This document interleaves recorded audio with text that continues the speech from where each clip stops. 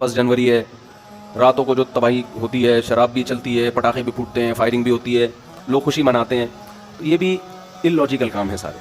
कितने लोग हैं, मुझे एक बात बताओ, कि जिनके बारे में ये फैसला हो चुका है अल्लाह की तरफ से कि मौत वाक़ई हो जाएगी, है या नहीं है? बोलो ना।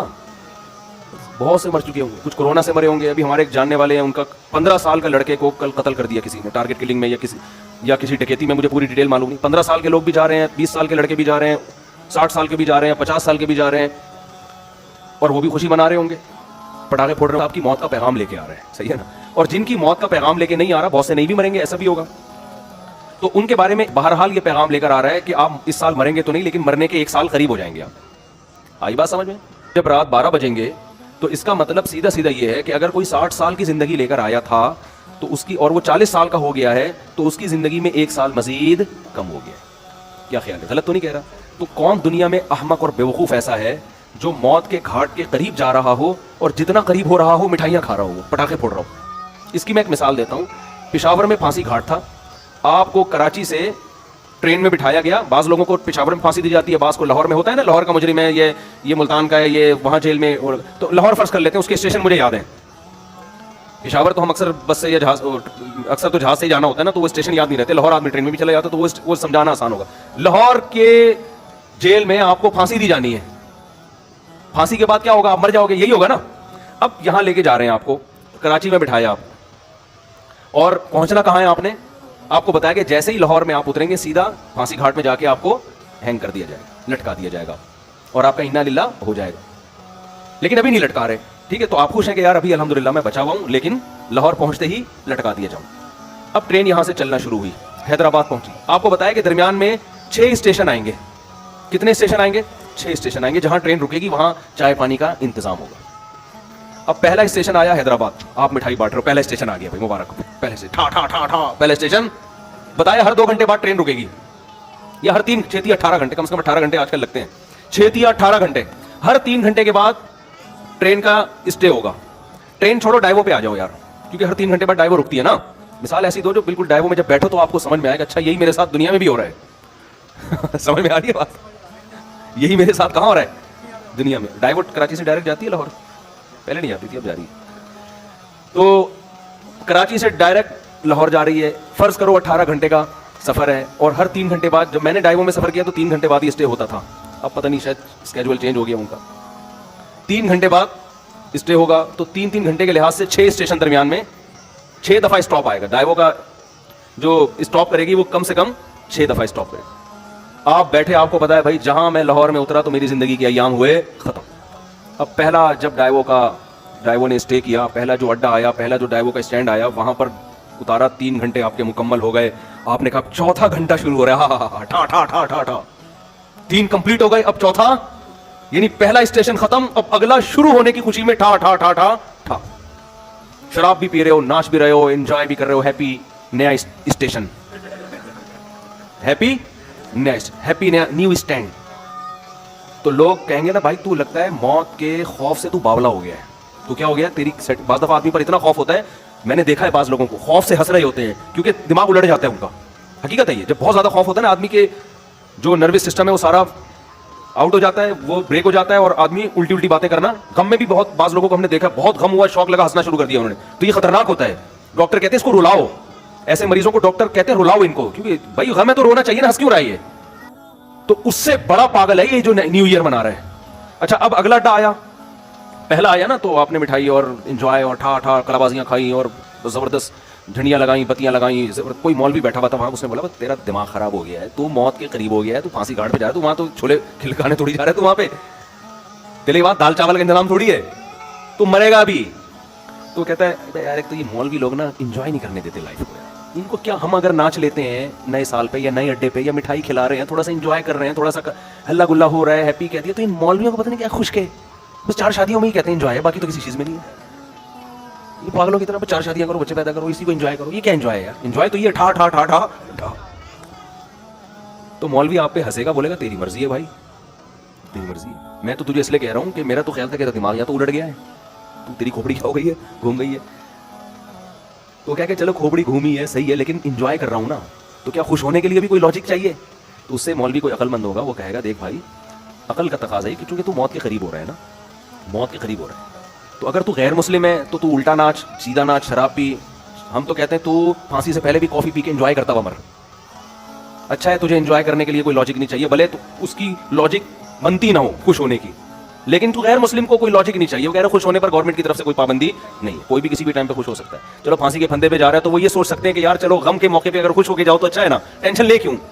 لیکن جب مسلم ہوگا نا, مسلم ہوگا تو وہ یہ کہے گا کہ مولوی اس کو سمجھائے گا کہ دیکھ تو موت کے قریب ہو رہا ہے, تھوڑا سا اللہ اللہ کر لے, تھوڑا سا کیا کر لے, ساری زندگی جو تو نے بدماشیاں کی ہیں اس کی وجہ سے بھی تو نے پھندے پہ لٹکانے لے کے جا رہے ہیں, اتنے لوگوں کے خون کیے ہوئے. توبہ کا ٹائم ہے, استغفار کر لے, توبہ کر لے, جو لوگوں کے قرضے لیے ہوئے واپس کر دے. جیسے ہم چاہتے ہیں اب لٹکنا تو ہے تو نے, لیکن دنیا میں تو تیرا بیڑا غرق ہو گیا, وہ ٹھکانا تیرا اچھا ہو جائے. اول تو کوئی غیر مسلم بھی عقل مند ہوگا نا, وہ کہے گا جو آخرت کو نہیں مانتا وہ بھی کہے گا یار یہ خوش ہونے کا موقع ہے نہیں, مصنوعی خوشی ہے. وہ بھی کہے گا یار کسی اور بات پہ خوش ہو جاؤں گا میں, یہ سمجھ میں نہیں آ رہی. لیکن مسلمان کا تو کوئی تک بنتا ہی نہیں ہے. اب اگلا اڈا آیا, 3 گھنٹے پھر پورے ہو گئے, پھر آپ ٹھا کر رہے ہو, اور بالکل اب لاہور پہنچنے میں صرف 3 گھنٹے رہ گئے, تو آپ خوشی سے باولے ہو گئے, بالکل پاگل ہو گئے آپ خوشی میں. او بھائی اب تو انجوائے کرو, 60ویں سالگرہ بھی لوگ منا رہے ہیں, 90 سال کا ہوتا ہے تو بھی کیک کاٹ رہا ہوتا ہے سالگرہ کے. تو بالکل یہی کام ہو رہا ہے کہ آپ جو ٹائم لے کر آئے تھے قبر کے آپ قریب ہوتے جا رہے ہیں. ہر سال یہ ایک ڈائیو کے اڈے کی طرح ایک اڈا ہے, ہر سال ختم. کسی کے بارے میں اللہ نے لکھا ہوا ہے 2030 میں مرے گا, کسی کے بارے میں لکھا ہے 2035 میں مرے گا, کسی کے بارے میں لکھا ہوا ہے کہ 2040 میں. میرا خیال ہے ہم میں سے اس وقت کوئی بھی ایسا نہیں ہے جو 3000 میں مرے گا جا کے, اس سے پہلے سب کا انا للہ ہو چکا ہوگا. یہاں تک کہ جو آج بچہ پیدا ہو رہا ہے نا, شاید 2030 تک وہ بھی زندہ نہ رہے, 3000 تک وہ بھی زندہ نہ رہے. تو اب جیسے جیسے آپ کا یہ اسٹیشن ختم ہو رہا ہے تو آپ موت کے قریب ہوتے چلے جا رہے ہیں. ہمارے حضرت مفتی رشید احمد صاحب رحمۃ اللہ علیہ, وہ جب سال تبدیل ہوتا ہے نا, وہ تو اسلامی تاریخیں لکھتے تھے, تو جیسے 1417 ہجری ختم, 1418 لکھنا ہے, تو فرماتے میرا قلم لرز جاتا ہے لکھتے ہوئے, میرا قلم لرز جاتا ہے, ہاتھ لرز جاتا ہے. لے بھائی زندگی کی ایک اور شام ختم, زندگی کی ایک اور شام. کتنی تیزی سے مجھے یاد ہے, میں جب ہم پہلے تاریخیں لکھتے تھے 1991, بہت جگہوں پہ تاریخ لکھتے تھے, وہ بھی ایک دور تھا نا, ہم کیا لکھتے تھے 1991, پھر 1992 آیا. اب اس زمانے کو یاد کرتے ہیں, یار اس وقت تو زندہ رہنے کے بہت ایام تھے ہمارے پاس, اور اب ہوتے ہوتے ٹھک ٹھک ٹھک ٹھک ٹھک. اور میں کل بیٹھا ہوا سوچ رہا تھا کہ کتنے ہمارے عزیز ہیں جو 1991 میں زندہ تھے, ہم ان کے بارے میں یہ سوچ بھی نہیں سکتے تھے یہ دنیا سے جائیں گے, اور آج وہ دنیا میں نہیں ہے. جس میں سب سے پہلے میرے والدین ہیں. میں تو اپنے والد کا تصور ہی نہیں کرتا تھا کہ یہ دنیا سے, انسان کو جس سے محبت ہوتی ہے وہ اس کے بارے میں فرض نہیں کرتا کہ یہ دنیا سے جائیں گے. ہماری دادی دنیا سے چلی گئی, ہمارے والد چلے گئے. 91 میں تو ہمارا گھر, ہم جوائنٹ فیملی میں رہتے تھے ماشاءاللہ, ہماری دادی بھی, والد بھی, والدہ بھی, بھائی بہنیں, ان کی بیویاں, سب اکٹھے رہتے تھے, سب اکٹھے. ہمیں کبھی بھی نہیں تھا کہ یہ گھر کبھی ویران بھی ہوگا. کبھی ہم 50 سال ہمارا وہ گھر رہا ہے, میرے والد صاحب نے وہ جب خریدا تھا 50 سال رہے ہیں اس میں, ہم کبھی تصور نہیں کر سکتے تھے. پھر رشتے دار آتے تھے, سب جوائنٹ فیملی تھی, اکٹھے ایک دسترخوان پہ بسا اوقات کھانا کھاتے تھے بیٹھ کے. ایسا ویران ہوا ہے, اب میں جاتا ہوں تو دیواریں کھا رہی ہیں, کچھ بھی نہیں ہے وہاں پہ. سب سے پہلے دادی کا جنازہ اٹھا, پھر والد صاحب کا انتقال ہوا, پھر والدہ کا انتقال ہوا, پھر ہمشیرہ کا انتقال ہوا, ایک ایک کر کے لاشیں نکلنا شروع.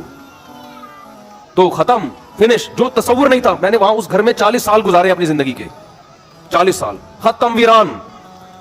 تو بھائی یہ تو یہ اسی وجہ سے ویران ہوا کہ 91 کے بعد 92 آیا, پھر 93 آیا, پھر 94 آیا, پھر 95 آیا. اللہ نے لکھا ہوا تھا میرے والد صاحب کے بارے میں کہ 98 میں ان کا انتقال ہو جائے گا. والدہ کے بارے میں لکھا ہوا تھا کہ فلاں سن میں ان کا انتقال ہوگا. ہوتے ہوتے کل میں اپنے بچوں کو لے کے کل ہی کی بات ہے, تو میں اپنے واقعات سنا رہا تھا نا بچوں کو, اپنے والد صاحب کے اور والدہ کے. تو خیر, کیسے جو والدین انسان کے ساتھ محبت سے رہتے ہیں, کیسے جو ہے وہ مائیں روٹیاں پکا پکا کے زندگی بھر کھلاتی ہیں, کیا ایک محبتیں ملتی ہیں نا, کیسے ختم ہوتے ہیں دنیا سے. ایسا نام و نشان مٹتا ہے کہ جیسے کبھی تھے ہی نہیں. ہماری زندگی میں سب سے مؤثر کردار ہمارے والدین کا ہوتا ہے. بچہ ماں سے کیسے چپکا رہتا ہے, وہ کبھی تصور کر سکتا ہے کہ اس کو بھی میں کبھی قبر میں اتاروں گا, کبھی تصور ہوتا ہے اس کا. سب سے قریبی انسان کے اس کی ماں ہوتی ہے. کبھی سوچ سکتا ہے کہ ایک دن میں اس کو اپنے ہاتھوں سے قبر میں ڈال کر آؤں گا, کبھی سوچ سکتا ہے وہ. اتنے بڑے بڑے انسان کی زندگی میں سب سے بڑا حادثہ اس کے ماں باپ کا دنیا سے جانا ہے, سب سے بڑا حادثہ.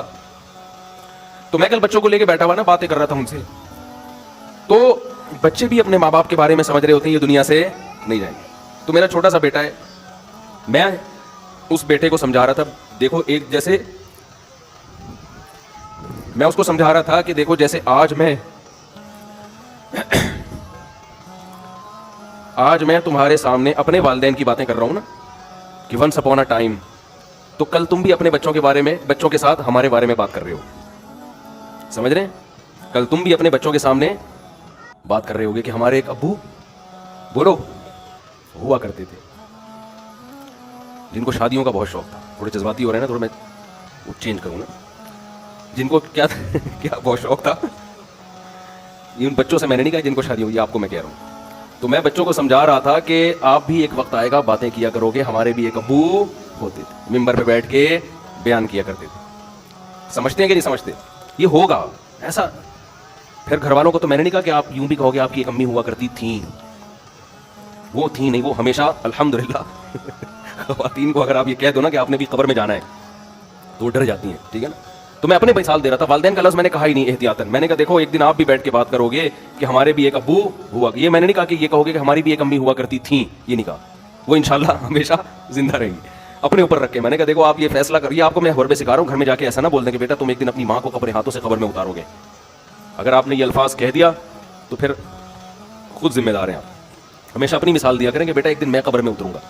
تو ان کو میں سمجھا رہا تھا کہ دیکھو بیٹا ایک دن آپ بھی اپنے بچوں کے سامنے بیٹھ کے، اگر ہم نے بر وقت شادیاں کر دیں، جو آج کل شادیوں کا معمول چل رہا ہے، تو اپنے بچوں کے سامنے یہ باتیں کرنے کی نوبت آئے گی نہیں، کیونکہ بچے اتنا لیٹ پیدا ہوں گے، ابا کے مرے ہوئے کئی سال گزر چکے ہوں گے اور چھوٹے چھوٹے گود میں لے کے آپ بچے پال رہے ہوگے. آپ انتظار کرو گے کب بچے بڑے ہوں ان کو یہ بات سمجھائیں، اور ہو سکتا ہے ان کے بڑے ہونے سے پہلے آپ کا ان اللہ ہو چکا ہو. یہ دیر سے شادی کا نقصان ہے. سمجھتے ہو کہ نہیں سمجھتے؟ بچوں کو تربیت دینے کا ٹائم ہی نہیں ملتا انسان کو، بات سمجھانے کا موقع ہی نہیں ملتا، خود بڈھا ہو چکا ہوتا ہے وہ. آپ کی جوانی میں آپ کی اولاد جوان ہو جانی چاہیے.